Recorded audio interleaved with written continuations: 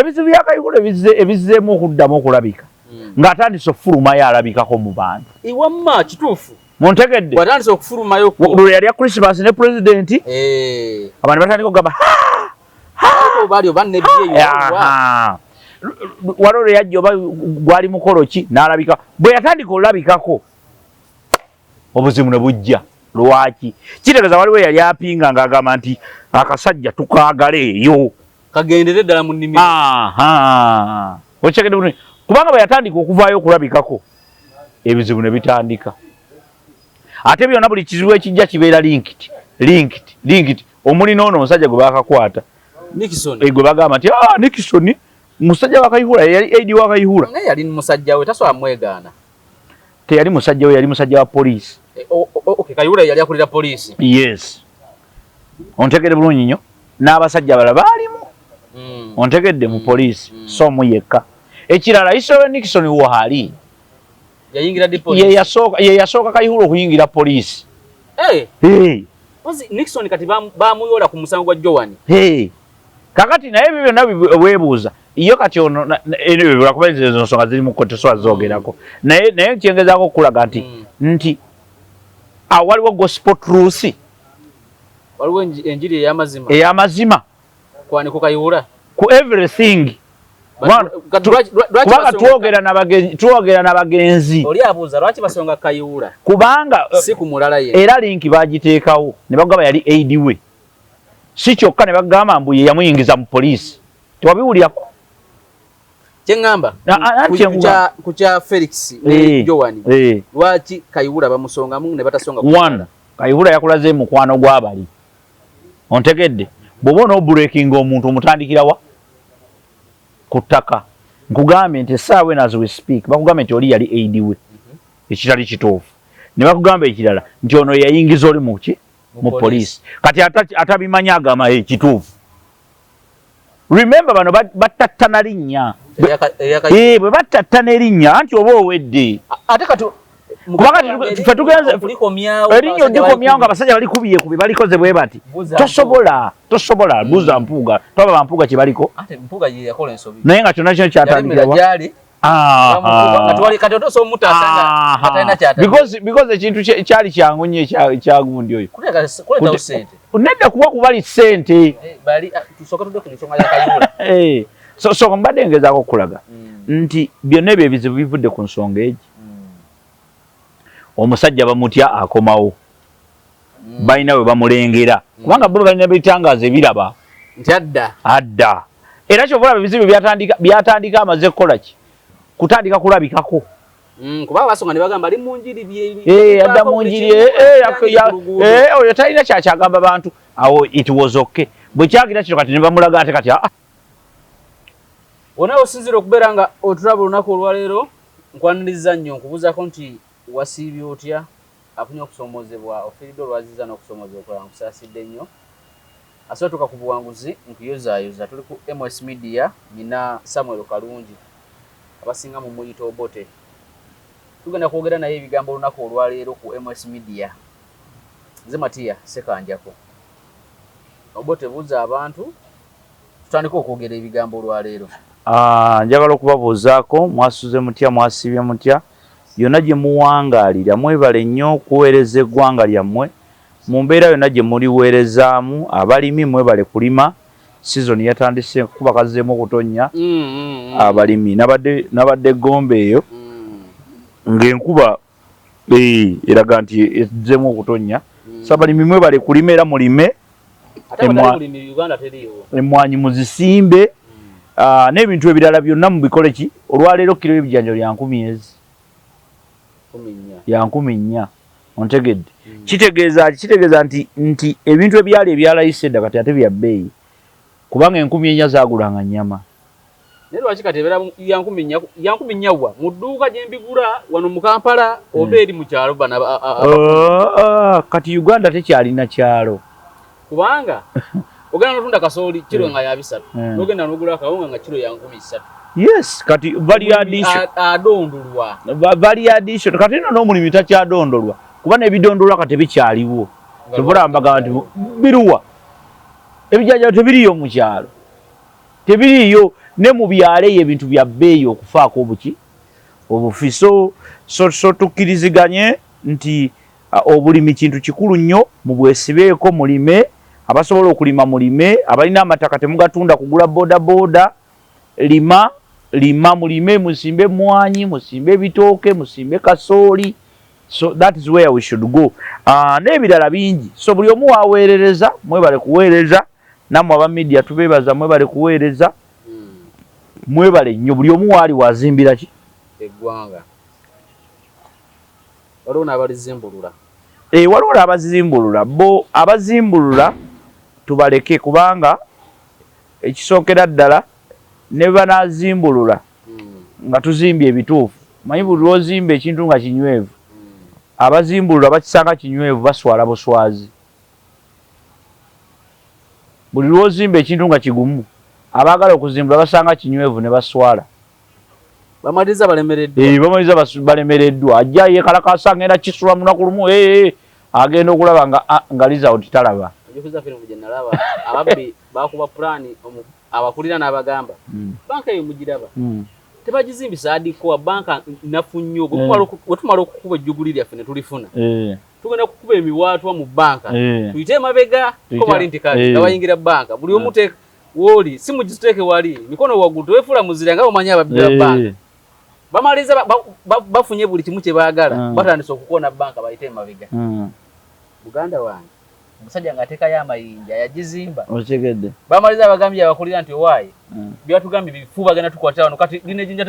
nga ensululu zonna ze bazze nazo ziremereddwa exactly so the idea is very simple buli lwobeera mu kwerimbalimba bano abeerimba nti bazimbulula eggwanga beerimba eggwanga lyongera kugenda wa mu maaso by all means kubanga tulina growth za mirundi esatu waliwo natural growth eyo teriiko agibaamu ne wabaawo nene endala eri artificial gye tugattako kandi ne wabaawo n'eyakatonda nti oba oyagala oba toyagala kyova tugamba abantu tumala budde oba oyagala oba toyagala enkyo okujjako era olina emyaka gisinga ku gye wabadde nayo jjo oba oyagala oba toyagala so twongera bwongezi kubabuuzaako nakubasaba mwongere okukola bye mulina okukola tukulisaayo mwenna ababadde mu gundi mukulamaga enamugongo okulamaga enamugongo mwenna tubakulisaayo abasirikale abakuumye okulaba nti okulamaga kutambula bulungi nammwe tubeebaza kubanga ekyo kikulu waliwo abantu betuteebaza men and women in uniform tulina okubeebaza ennyo kuba bakola emirimu kyekibasasuza naye lumuba omanyi waliwo emirimu gye bayita obuweereza n'emirimu gye bayita waaka ontegedde obuweereza butandika na services then it becomes good work after but waliwo abatandika ne waaka from the beginning ontegedde kati omusawo tabeera ku mulimu aba kubuweereza makyazi bamuwaayo kati kasente omusomesa tabeera ku mulimu abeera ku service naye bamuwaayo kaki kasente era bw'amala okukola omulimu it becomes the good work after the service naye waliwo emirimu nga gyo gitandikirawo mirimu ovuga booda ogwo mulimu gwo akola mulimu kyavuga booda ogwo mulimu womuyimiriza bwoti nakulabye sente bwezi nnya ontegedde bulungi nnyo kitegeeza ki nti ate yo omusawo kyanjawulo nti abaana kati ffe tubalina ku masomero batandika dde okusoma tetunawayo school fees zimalayo muli ku police alaawo police alaawo munnaye excuse me asooka ayingire tunaalabagana next week ne next week nejja n'omugamba ninawo 10 ate waliwo bana bazadde b'omukyala agamba waaye agira abeera ewaka kasita tamusi yakuyisa kasita tamusi yakuyisa kati ebyo byonna byebimu ku bitukola ki ku bituteekateeka so enkola bwetyo bwetambula tubeebaza abantu abo men and women in uniform abasirikale abo boolaba bakola service beyond obalabira awo bebakwata abantu bebabasiba bebabakola batya bebatuma betuvuma betukola ki okitegedde bulungi nnyo but at the end of the day bebatuprotectinga ontegedde bulungi so kati abo tulina obeebaza mu ngeri y'ensuso nti wali sente gyonza kuba musirikale kukusulira wabweru nga gwe webase naye abaleero nga tetukyabeesiga nnyo fear and attitude, bad attitude n'obutamanya abasikale baba abantu mu covid omuntu nga takola naye noyagala omubbeko ne kaayina wakati olwokuba omusanze ku ssaawa emu n'eddakiika 3 ababagamba mwena mubeere waka ku ssaawa emu mwembi muba mu nsobi sebo nze nyina gwe nasanga mwembi uliriza mwembi muba mu nsobi gwe wabadde ovaakwe mu kitundu kati akutwala aleme kubba kale mbaba nyina ensonga gye nabadde ngenzeeko enkulu nga nsonga ki eri directive ya president yagamba ssaawa emu okuleka ng'olina ensonga bw'oba obadde n'omulwadde leeta empapula mwalimbanga namwe mwennyini era naawe wabeeranga okimanyi tova mu ddwaliro okimanyi nti nze nasangako abasirikale nga bakutta omuvubuka mbu kusaba na dakiika nga 10 butayambadde masiki bwe yajambadde n'agiteeka wano yali ajambadde agisadde bakutwanga bamusaba emitwalo egyo lwaki ajambala agikoze ati bwe batyo bambala masiki olina okutegeera mu bulamu gwe lwaki oyagala nnyo abasirikale bakutegeere naye nga gwe tobategeera it is matter of kumugamba why masiki ng'ojambadde bubi gitereeze because amateeka tugamanyi gabeerawo ne gamenyebwa ensonga lwaki waliwo poliisi naye era naye amenya amateeka nagamba mpaayo emitwalo 2 nkuleke kuba naye aba amenya etteeka limugamba kutwala ku poliisi naye naawe wennyini oba toyagala kugenda ku poliisi so kyolina okutegeera nti zino ziba mpisa otegedde ziba mpisa omuntu nze nabagamba dda nenkugamba nti poliisi yaffe n'amagye ekisooka bebateekateeka bubi nti enteekateeka yaabwe gye bakolamu oluusi ebeeramu obuzibu bwa mirundi eki kubirira tuveewaawo ebeeramu obuzibu bwa mirundi 2 engeri esookera ddala bava ino mu society nga society yabatagula dda oli ava eno n'ebiisa bye bibi mubbi n'ayingira poliisi naye so nga ate senga poliisi kyekimu n'amagye so senga poliisi ze lumu ojja kumpita wano nkubuulire as a community development expert butya bwe twandikozeemu poliisi olwaleero poliisi senga oyo baleeterere togitenderezayo mbusimanyi anti-corruption bikitwala tugenda nze kati ekyo nja kigamba olulala because it is a long story naye nkugambe nti senga poliisi yasomeseza n'abantu baayo nga gwoga nedde bwe bukya ku makyalo ogamba nti oyagala kubeera mu poliisi n'oyingira ng'osoma bw'oyingira ng'osoma n'okola training poliisi ekola amasomero gaayo n'amagye matono but nga tuva ku kya poliisi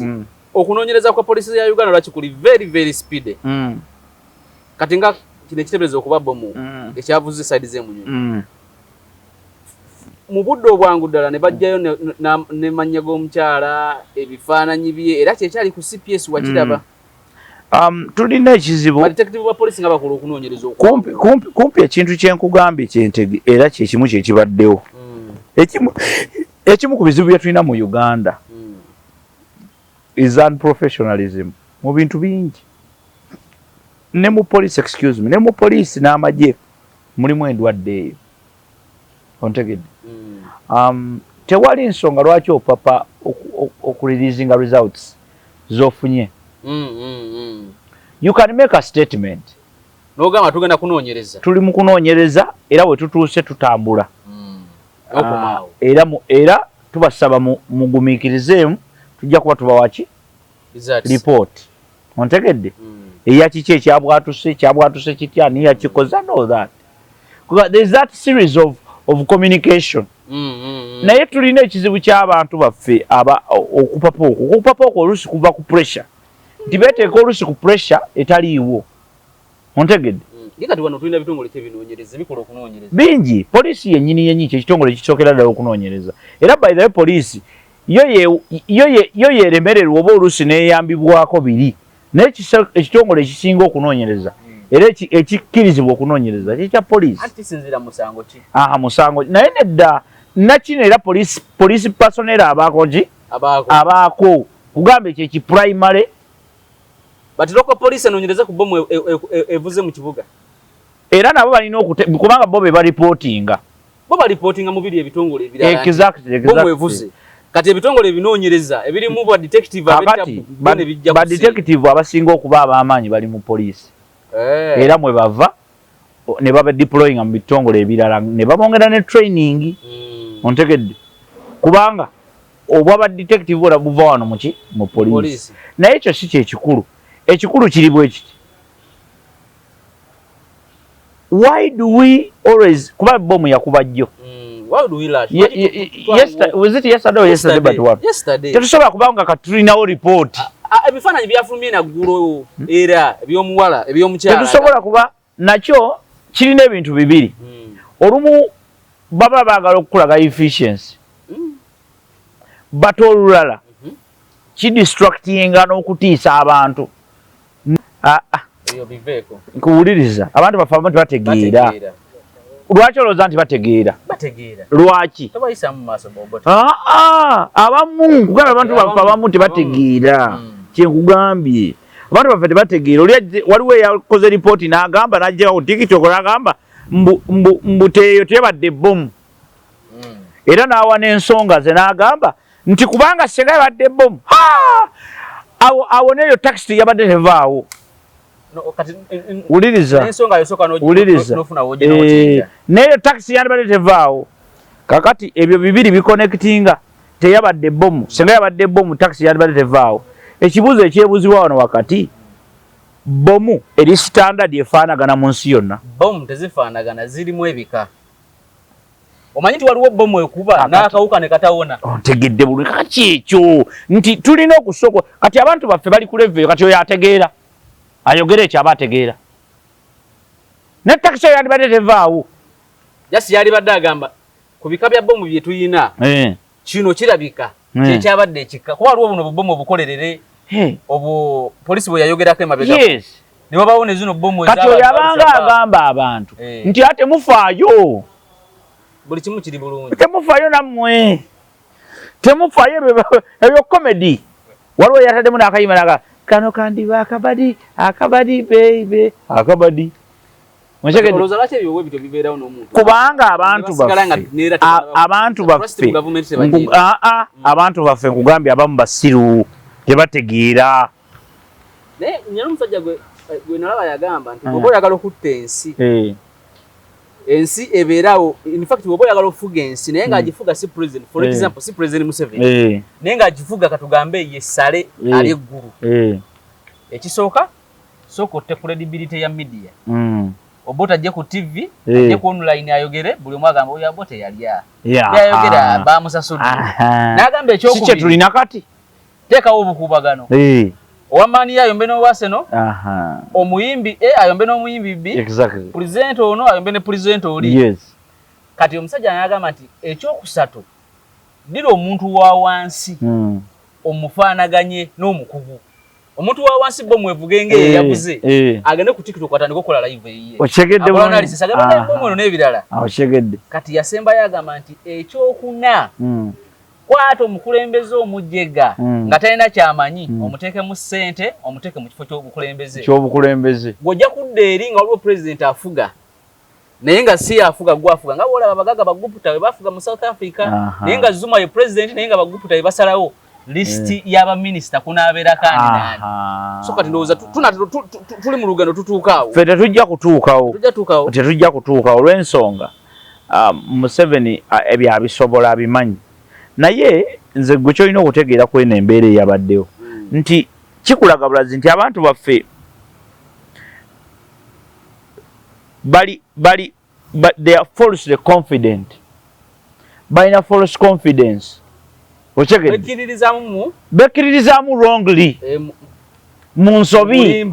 bali mu bulimba obw'ekika ekyawaggulu naye bwe bakkiririzaamu so police naye wali naye nkakasa naye yabadde n'obunafu police ensobi gye yakoze police ensobi gye yakoze ate nayo tenakola kwegamba ensobi yaabwe eri wamu wokka baganya okustadinga community yaabwe ontegedde community gye tulina tokoleramu ggwe buli kyoyagala waliwo omusajja yakanikanga kamera edda ng'ogendayo kumukutwalira kamera ng'eyonooneseemu n'agikwata mu bwati n'ategeera obuzibu bw'ategeera obuzibu n'agamba Matiya kamera yo ngirabye komawo ku Lwokuna 8:00 ontegedde komawo enkya 8:00 8 Omugamba munnange munana nedda nagamba koma samuna najja n'akikolako ekyo nekikoki nekiggwa. So kikyengezaako okulaga nti as a professional waliwo byosoko noweezibira nti ne bwoba omuntu omulabye ng'omutegedde y'ono okulowoozesa nti omuntu ajja kubiriivinga nnyo ng'otuttemu ennaku 3 ng'onoonyereza. Tuveewo tugende ku nsonga. Manyi Felix Kaweesi bamuta 2017 olunaku olujjukira bulungi akakuba kaatonyerera ku makya ak'okumakya 2017 2025 kati emyaka giri I think 8 John Kagezi naye yattibwa naye n'adenda bajjeno Kale Kayihura na Kayihura agamba ne bannaye ebintu si byangu mwenesi ne bansibako nti nze omu ku baali mu lukolo okutta Kaweesi okutta John Kagezi n'ebirala bigwa mu kkoweeri lwaki kati emboozi ezo zivaayo kati naddala ku yali adumira poliisi Kayihura waliwo abamupinga munda mu sisitimu nga balaba waliwo ekifo kyayagala okulya essaawa yonna naye nga balina okukuba erinnya lye balitattane liveewo kiki ekisogera ddala waliwo okupinga jenerali ekyo kyo olwokuba tetulina budde bungi ekyo kyo kitegeere waliwo okupinga kiddamu ekibuuzo ky'ombuuzizza ti why now lwaki kati okyegedde bulungi nnyo emyaka 8 okyegedde why now n'okusoba luli nga bakakasizza nti afudde awedde agenze talidda okyegedde bulungi nnyo wali tewaliwo agambayo Kaweesi agundi kale nga bamugobye avuddewo ali mu nnimiro eyo buli omu ng'aliko afa tebagamba nti kiwedde ebizibu bya Kayihura ebizzeemu okuddamu okulabika ng'atandise okufulumayo alabikako mu bantu iwamma kituufu muntegedde watandise okufulumayo lwe yali ya Christmas ne pulezidenti abantu batandika okugamba bali oba nebyeyo waliwo lwe yajja oba gwali mukolo ki n'alabika bwe yatandika olabikako obuzibu ne bujja. Lwaki kitegeeza waliwo yali apinga ng'agamba nti akasajja tukaagala eyo kagendere ddala mu nnimiro okyegedde bulungi kubanga bwe yatandika okuvaayo okulabikako ebizibu ne bitandika ate byonna buli kizibu ekijja kibeera linked omuli n'ono omusajja gwe bakakwata gwe bagamba nti Nixon musajja wa Kayihura yali aidi wa Kayihura naye yali musajja we tasobola mwegaana teyali musajja we yali musajja wa poliisi Kayihura yali akulira poliisi yes ontegedde bulungi nnyo n'abasajja bala baalimu ontegedde mu poliisi so mu yekka ekirala Israel Nixon wahali yayingira di poliisi ye yasooka Kayihura okuyingira poliisi Nixon kati bamuyola ku musango gwa Joan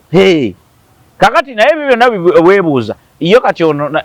lwakuba ezo nsonga ziri mu kkooti sobola zoogerako naye kyengezaako okulaga nti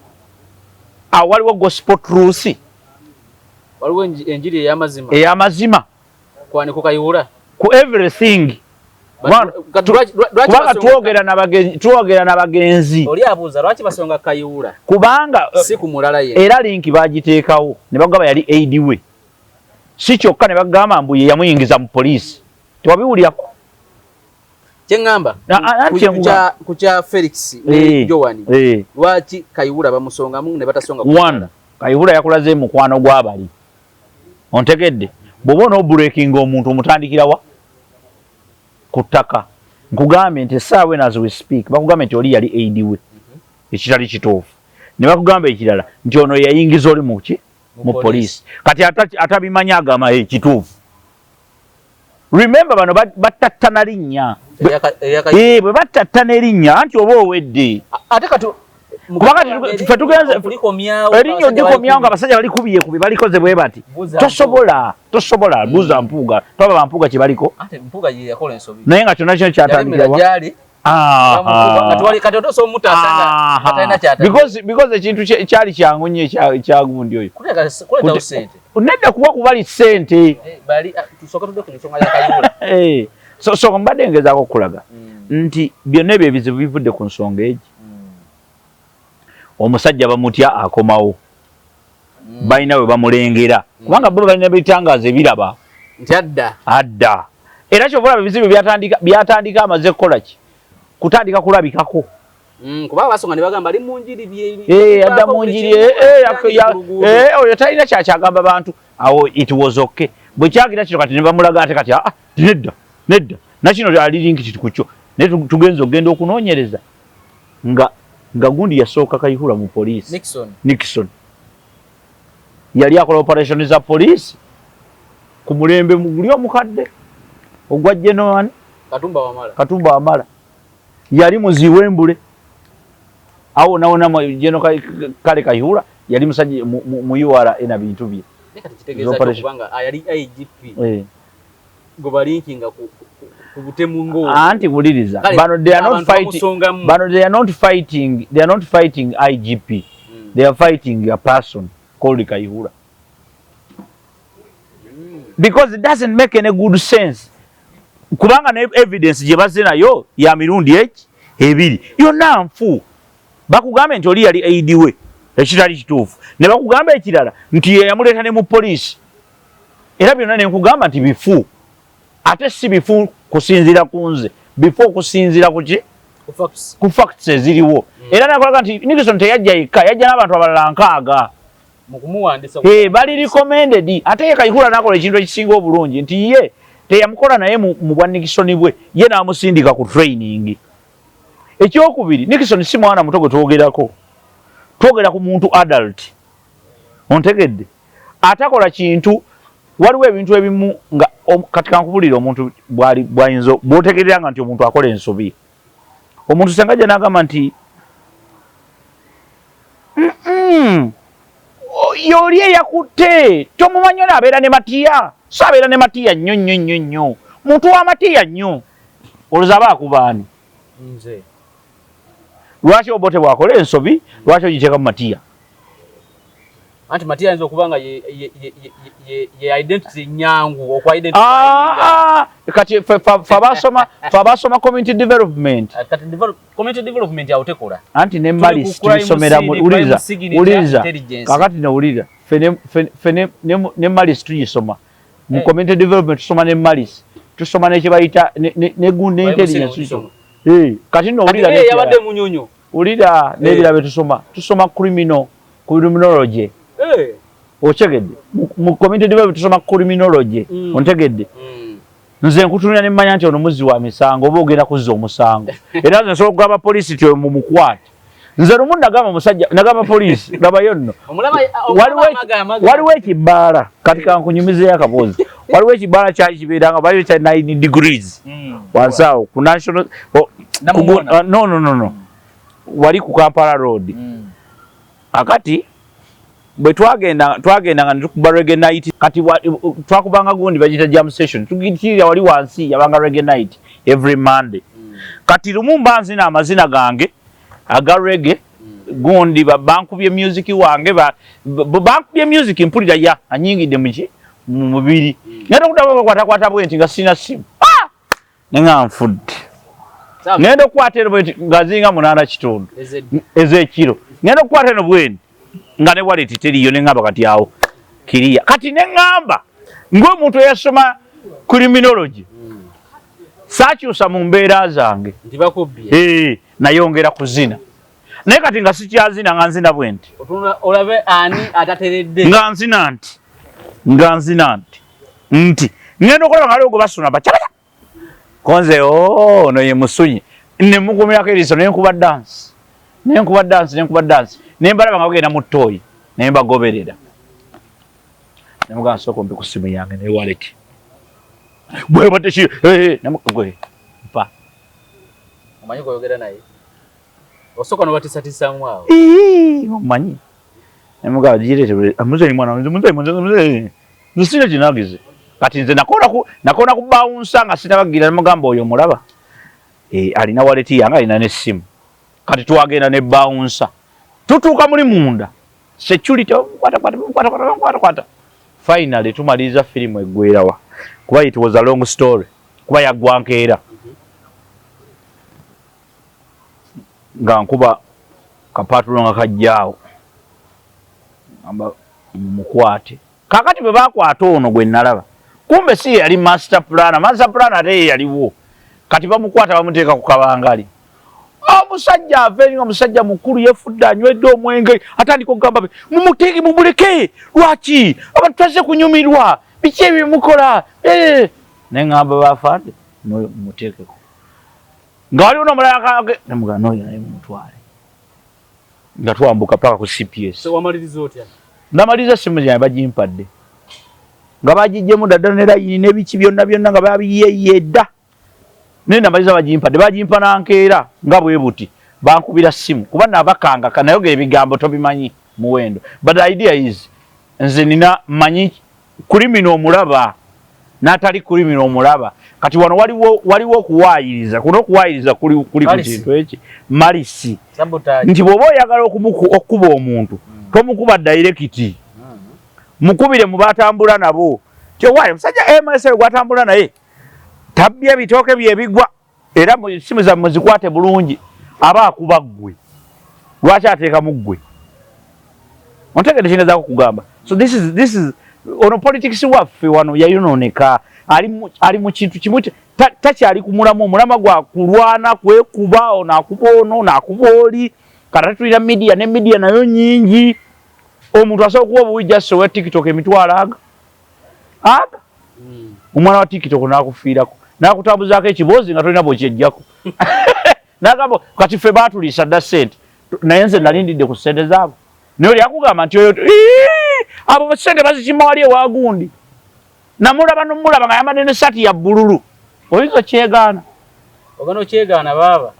ogenda okyegaana waliwo ababa bagi ogenda kati osanga vidiyo ng'ekwogerako ng'eriko abantu 3,000 abagirabye ogenda bannyonnyola bonna tosobola nga waliwo omuntu olwedde ye alaba obulabi bwati nakakale guno kusajja bujongo w'ekitiibwa n'ateeka mu nsawo n'atambula nga ye tajja nakuddamu kutegeera defense yegamba ki because nobody cares yes so this is where we are kakati Mwami Kayihura is a victim. General Kayihura is a victim of that. Is a victim of social media hatred. Yaba yaye. Nozacha abantu tebamwagala. Tewali atamwagala. Bana batamwagala be bamupika. Waliwo n'abamu be basindika okukuba. Nga sindi be batakwagala. Nero kwa bamwadde yakasi. Taina chako. Era bw'aba ayogera boogera bagamba tetu mwe baani oli wekka. Ne buli lwayogera ekyo alina ba insinuating abalala bamugoberera kuba jukira bala abantu baba nakuwa omulimu asoka tulina following yo asoka tulina following goza lake bawa tewawa buli omu kituufu ayagala following ewere etya ndi abantu baja bamugoberera ndi bangambire bonna bagoberera ati omusajja oyo mubi oba omukazi oyo mubi oba mubbi oba ali bwati kati bino bira bigenda okutereera wogerera okutereeza erinnya lyo because eventually bitereera ne bigenda okutereera nga damage tekyasobola kudda mabega kubanga enkovu yo tevaawo oli bwakutema wano osobola owona naye enkovu esigalawo ontegere bulungi nnyo and these things have been happening Besigye omusago yasooka okubeera nagwo publicly okumanyi gwali gwaki wasamanyi ye muwala ki kyakuwa ono gwe bawa yalinga yali rape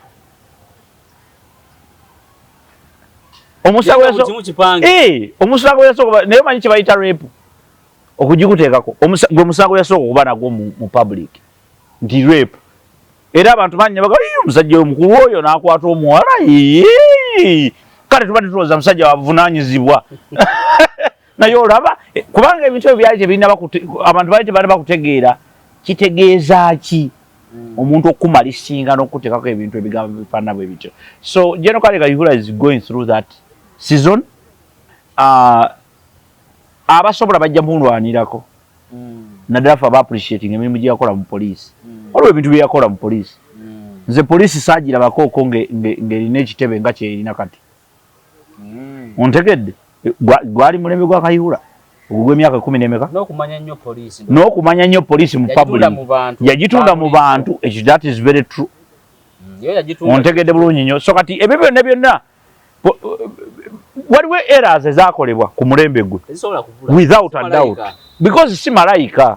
olane President Museveni yavudde ne yeetonda naye bakuganya okwetonda kwe lwaki bagamba nedda in fact ne Nadduli era naye agamba kubeeko ebikola naliko ne Nadduli mabedda Museveni nga tannaba kwetonda Nadduli naga nti obuyinza buno tubuyina kati naye busobola tuvaamu notandika ogamba kale singa twabukuma bulungi nga naye alaba Museveni asese tukokuba ku luguudo gwe baali mu Kasakeru weeru abantu bagamba okwetonda kwe tekulina makulu nga tekuli bikolwa so katekeka ebikolwa banadini bo bamukomerera misumali gyakatiko nebo sibanadini bayigira nnyo mu byobufuzi ennaku zino mubaleke babibeeremu naye bakkirize nti nabo tebakoze mulimu gwabwe munaddiini okubeera mu byobufuzi tizokke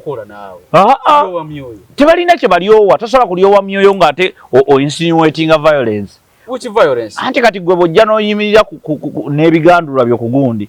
ku kituuti ku magandula go mu bituuti ku kituuti n'ojja n'ogamba pulezidenti kyeyakoze ekyokwetoola kibi nnyo kubanga gwe n'oteekawo reasons zo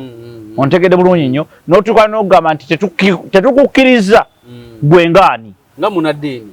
lwaki wabaawo entalo mu nsi bagamba bannaddiini baani bagenze mu kafubo okulaba nti basomesezza abaana twabanga ne Sunday school edda basomesezza abaana okwagala eggwanga lyabwe omuntu bamusomesa kwagala ggwanga lye basomesa ffe twagula bakitusomesa naye tebakitusomesa nga lesson nga gundi nga kiraasi wabula ebikolwa bo bannaddiini kiki bakolera communities bingi nga ki tolaba manyi amasomero g'eddiini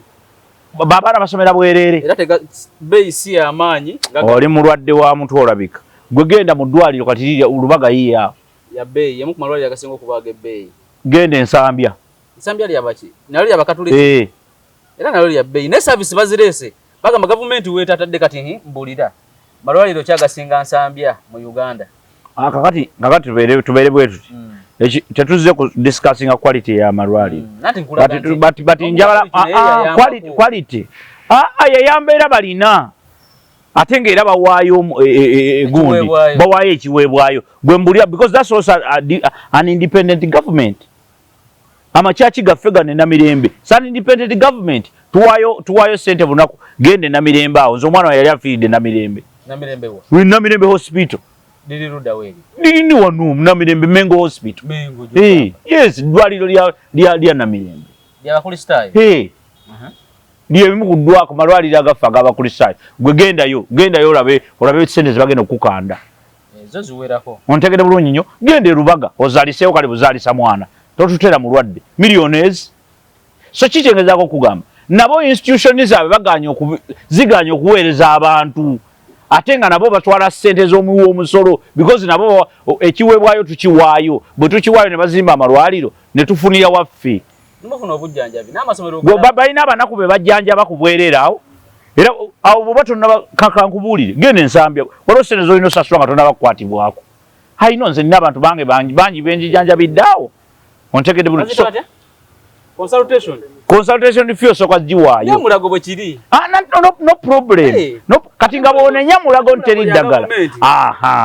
neeno nayo gavumenti ekyo I want you to understand nti obuweereza bwaffe bulina okubaawo ate olwo levels totandika kulowooza nti Museveni alina okusooka okuweereza tulyoke Museveni yeye alina okusooka okuweereza abalala tebalina kuweereza no kati challenge yeyo nti kati gwe nammwe mulina ebizibu byamuganyo bisolovinga naye muli ku president mumunyigiriza otuuse ne kuleve ekuba ebituli mu kwetonda kwa president bwaba yeetonze ekikulu kya byonna kwetonda kati ebikolwa bijjereeta naye ekimu ku bisookerwa ddala era ne Bayibuli byeyogerako kwe kwatula n'akamwako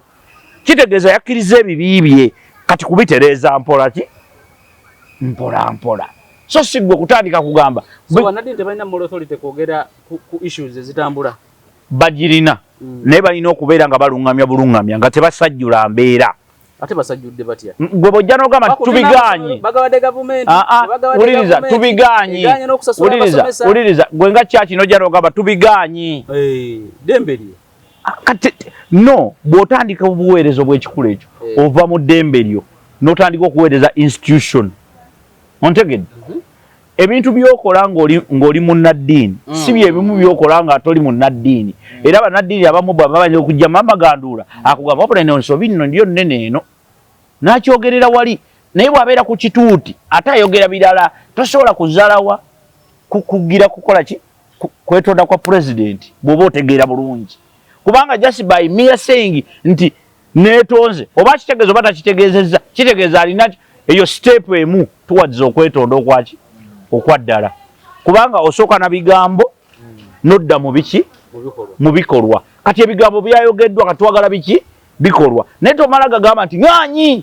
tugulanyi ffe nga ffe you are insinuating and making it harder kiki ekisinga okulimba nti weetonze oba obuteetondera ddala okulimbalimba ekisana asava inoteetonda kati ye teyalimbye yeetonze naye teyakoleddeko bikolwa kati n'ebikolwa ajja bireeta yabadde eriyo mukulabako obudde bwe bujja tubulira oba yabadde riyo oba nedda because tumulabyeko wangi waliwo ne weyatema ku ttooke naga aline ettooke muliraba ntatemu emitwalo 5 awo teyeetonda ebikolwa bye nti tusagamba mulimi oweeri emitiyana nti okutta ettooke n'oteekamu emitwalo 5 nga wogenda mu katale ekibuye bigula emitwalo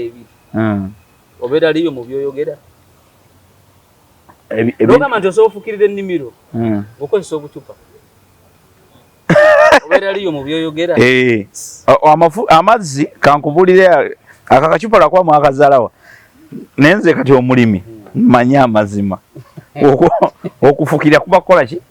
kufukirira buli omu olina okubeera kusala amagezi okulaba nti ofukirira nga bw'ofukirira osobola ofukirira nga gwe bwoba okoze ki bwoba osobodde teryali tteeka nti liyise ontegedde eryo teryali tteeka nti likoze ki nti liyise buli omu afukirire nga bw'atyo naye yakulaga nti creativity abo bwofunigwe omugamba ne mukasana osobola okulima eyo communication tobeera liyo eyo communication because omanyi lwaki Museveni gambo byo binotuka ku muntu omanyi lwaki Museveni akola ebintu ebifaana bwe bityo si lwakuba nti tayasobola kujja na kitrakita kifukirira naye kubanga akimanyi nti omuntu wange owa bulijjo kiringa nze olwaleero ngamba abantu temulima mmwanyi za katingi ontegedde lwaki abannayuganda baffe abasinga baavu banaku tebalina ssente tosobola kulima mmwanyi ya katingi bati okakasiza nti waliwo wayogeranga kulimba pulezidenti yenna alimba pulezidenti asobola n'okulimba eggwanga okulikkakkanya ekyo kikkakatako ng'omukulembeze toyogera mazima nti abasajja ba Al-Shabaab bagenda bakuba bbomu nojja naawe n'ogamba nga pulezidenti bagambye buli omu yeefeeko Al-Shabaab ejja nze ngenze mu America osobola kyogera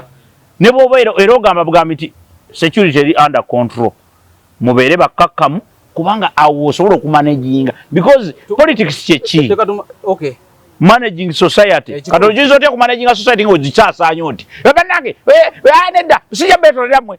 you can't you need to bring people back together bategeerere awo because ebyo bye byamazima